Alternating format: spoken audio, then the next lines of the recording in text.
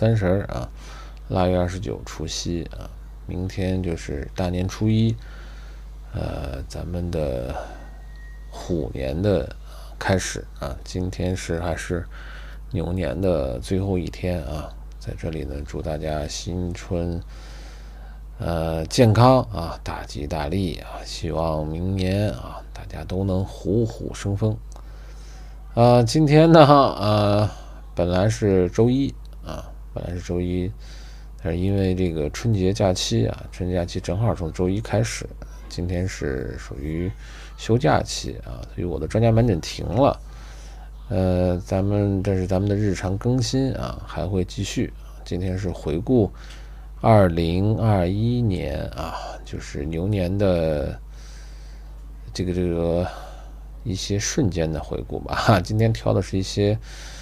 外耳道的胆脂瘤啊。这周4啊，也就是咱们的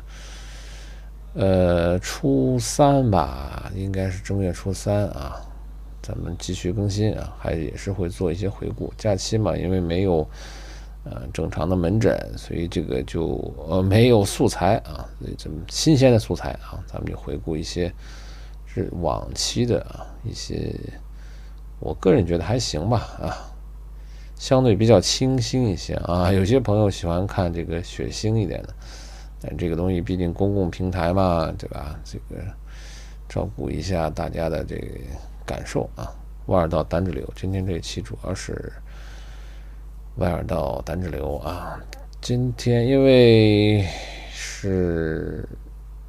要照顾一些不能放一些特别血腥的，所以今天都是一些外耳道胆脂瘤复查的病例，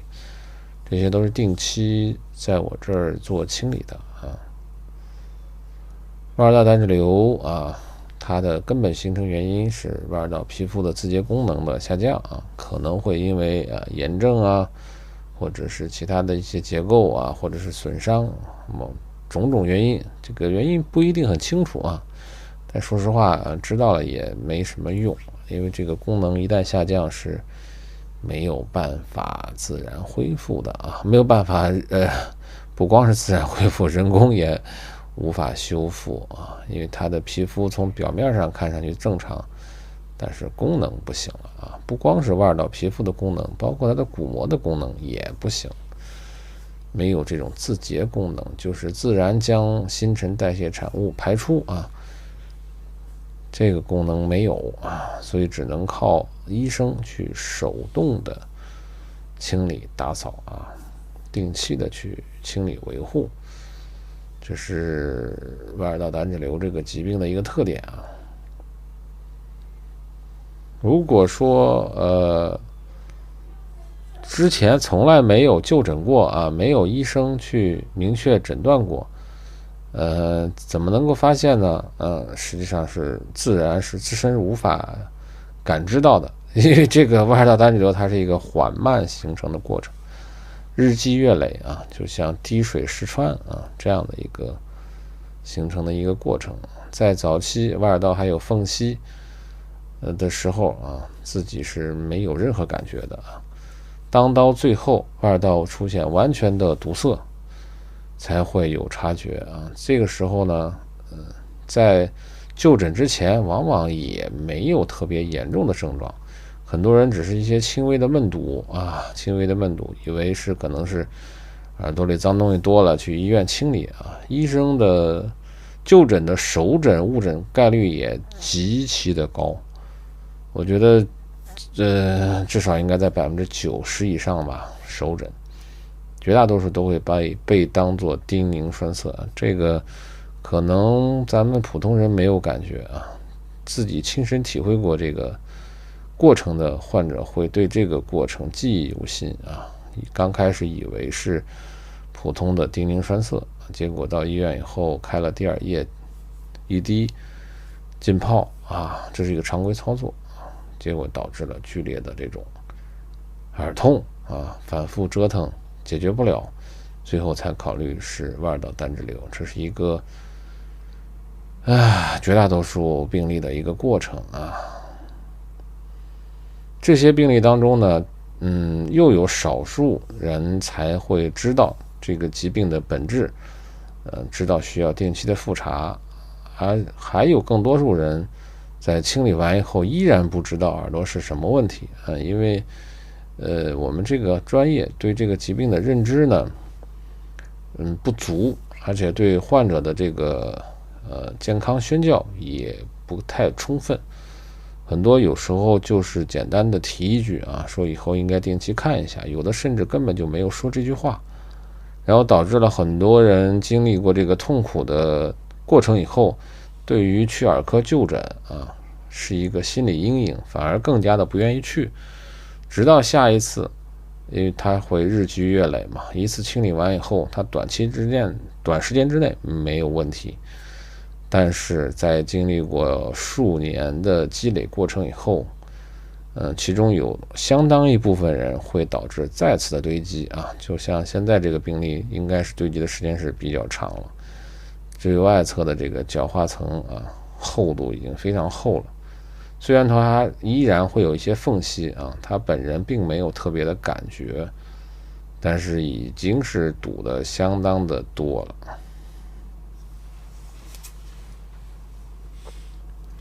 外耳道胆脂瘤呢，处理方式啊只有2种，一个是在门诊啊使用像我的这些器械直接清理，那就刺激性会比较大，堵塞的程度越严重，刺激的程度越重啊。这种白色的角化层，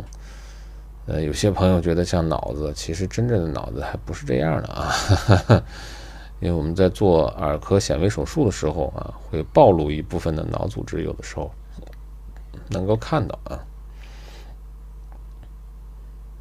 外耳道的骨骼啊有破坏啊，角化层有破坏，皮肤有损伤。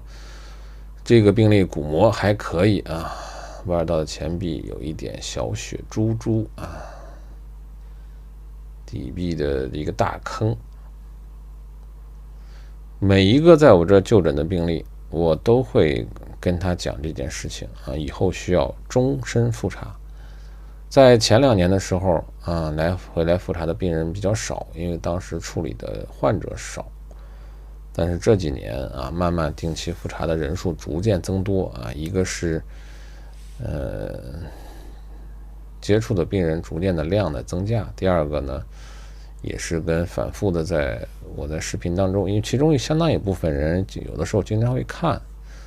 那我就反复讲这个问题，大家心里会有一个概念。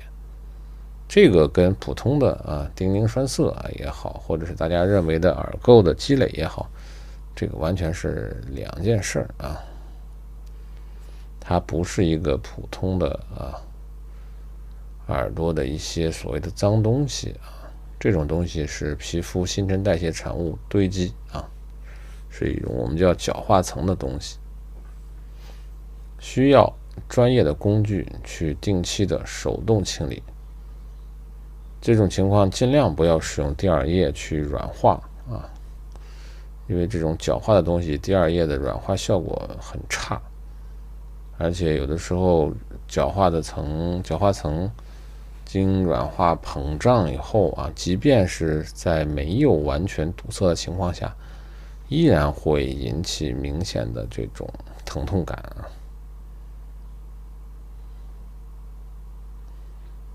外耳道骨骼皮肤会被这种东西慢性的挤压破坏，出现一些损伤的痕迹。当然清理完以后啊，在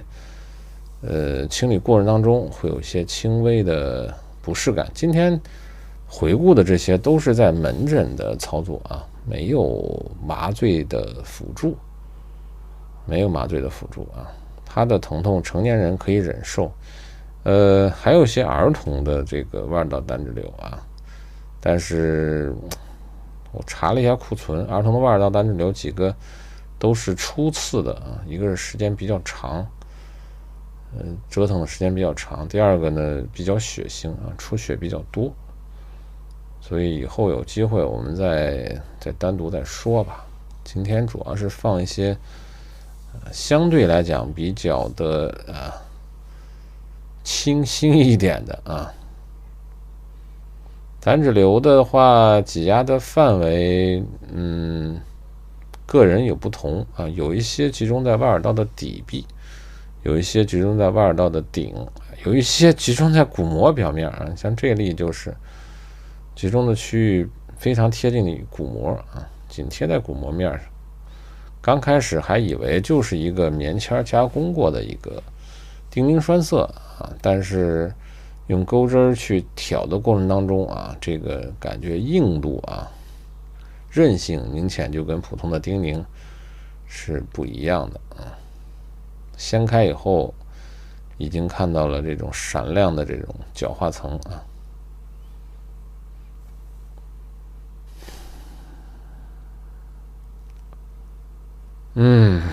北京的疫情，哎呀，这几天还是不消停啊。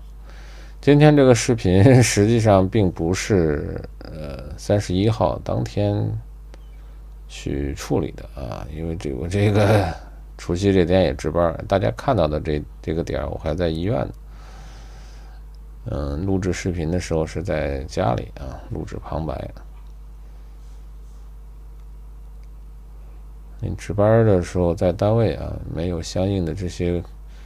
设备，而且也没有时间，关键值班的时候经常有时候需要一些事情需要处理啊，没有精力去弄，所以这个提前把这个视频先做好，希望尽快的结束吧。总是提心吊胆的啊，不知道什么时候突然来个什么时空伴随啊，或者什么之类的健康码出现问题，或者是一下子又需要居家不能外出，这些都是一些很头疼的事情啊。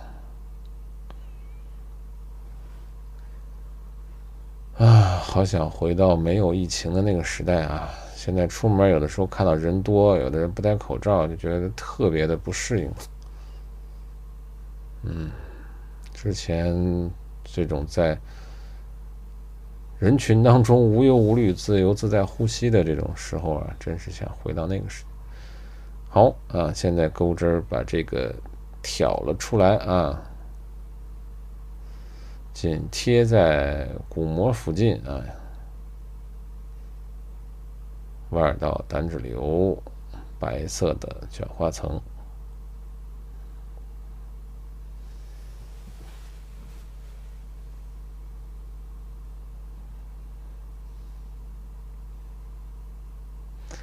这些呢，在耳科疾病里，其实怎么说呢，属于非常简单、难度极低，但是又容易被耳科医生所忽略。耳科比较复杂的是在中耳啊，最复杂的是在内耳，这两个区域啊是非常处理起来是非常困难啊，技术难度也是最高的。而腕尔道这个区域是理论上来说是最为简单的，但是又经常被我们这个同行啊，当然因为设备原因也是一个问题啊，没有这种好的内镜的设备去相应做辅助啊，单纯用肉眼的话，这些区域操作的难度是很大的啊。这个也是啊，今天的这些病例基本上都是之前处理过，不是首次发现啊。因为腕尔道胆脂瘤这个玩意儿，首诊发现的几率不太多，因为本身这个病就概率就比较低。为什么容易误诊呢？因为在人群当中出现的那就是1/1000以下啊，这个概率还是很低的。有耳朵不适症状的人1/1000，不是说普通人群当中的1/1000，就是因为耳朵有不舒服到耳科门诊来就诊的人当中有1/1000啊，这就意味着很多医生可能很多年都遇不到一例。我这因为比较特殊啊，现在多多少少还是有一些人知道我擅长于这个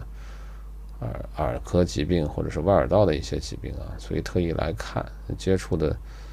再加上之前积累的一些病例啊，所以说日常碰到的可能相对多一点。那对于普通的耳科医生来讲，他们很长时间可能才能遇到一例，所以就比较容易的漏。这个是一个客观情况啊。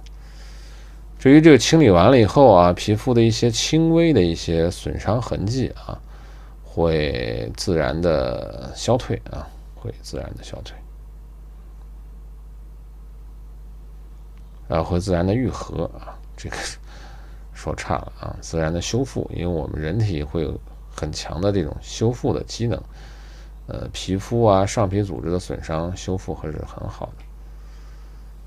当然，骨骼这个修复能力就差很多了啊。这个骨骼这种破坏里边这种大坑啊，这个是堆的多了一点啊。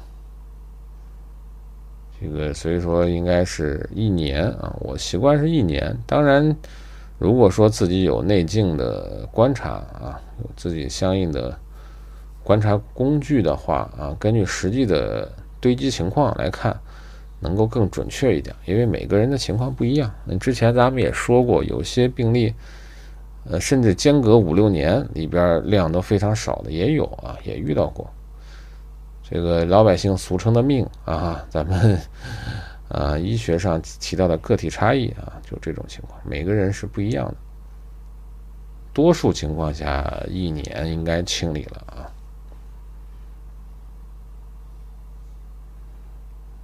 就是一个白色角化层K 出来。很多人都说要看它实际的大小啊，其实真正拿出来的话，没有太大啊，跟花生米类似啊。有一些品种的花生米个头可能就比黄豆大一点，有的品种就花生米个头很大啊。我觉得大概就接近于花生米，因为人的耳朵必定的空间有限，你再被这个东西挤压破坏啊，它这个也始终就是还是有一定的局限性啊。这个堆的真是量有点多了啊。外耳道底壁的一个大坑，皮肤的轻微的一些擦伤，这个还算是比较轻的啊。